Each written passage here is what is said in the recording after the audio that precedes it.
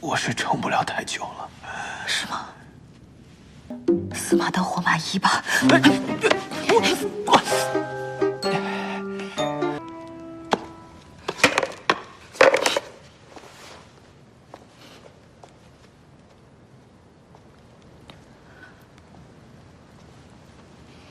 小殿下，您都好几日没去长渊殿了，这红日都来打听好几回了。他有说什么吗？我和红日都在担心小殿下的赌约。这雪莹她毕竟是神，古君想要获胜，属实万难。古君能从渊灵沼泽一路闯进天泽试炼，说明他本身就具备迎难而上的毅力。假以时日，我也一定能变得更好。到时候咱们朝圣殿一定可以成为真正的神界第一殿。小殿下，你且好好修炼，我定为你打点好朝圣殿，不让你和古君修炼分心。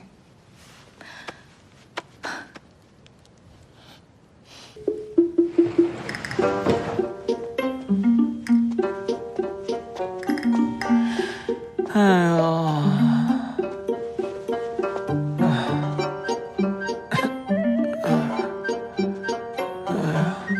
怎么伤得这么重啊？慢点，慢点。上古，我一时不慎，着了几个小仙的道，只怕是活不了多久了。不就是一只九爪莲吗？你可是真神之躯，怎么会这样啊？你有所不知，前些日子我修炼，不慎走火入魔，伤及心脉，而九爪莲毒性攻心，又引发了旧患，只怕这次我是撑不了太久了。是吗？死马当活马医吧。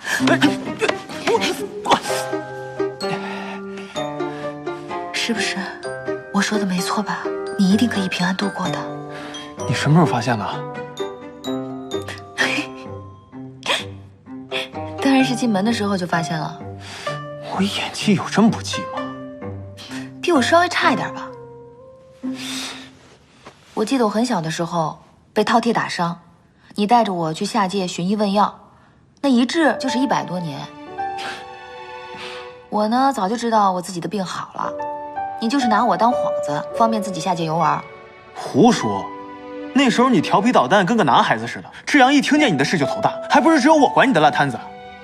我跟着你是什么都没学会，这撩鸡斗狗的本事倒是样样精通。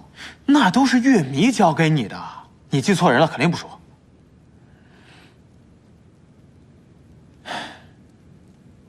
这虽说魔神现在正被父神所压制着，但是九幽还有众多自由行走的魔族，此去凶险，我是真不希望你去。我知道你的任性，你的顽劣都是装出来的，其实你比谁都要强。上古，你是在非议中长大的，平日里那些闲言碎语，你听到了，只会用恶作剧的方式10倍还击回去，回到殿中才会偷偷抹泪。这主神之位看似荣耀，实则负重难行。那天在店里，我就看出来了，志阳和白决定是商量好的，他们都没有阻止你前去九幽。不过你放心，只要有我在，没有人能逼你做你不愿意做的事。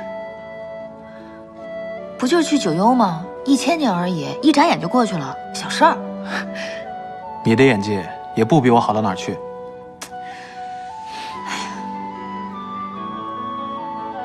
只要能继承主神令语，让我吃多少苦我都愿意。我们调皮捣蛋的上古主神，终于是长大了，懂事的让人心疼了。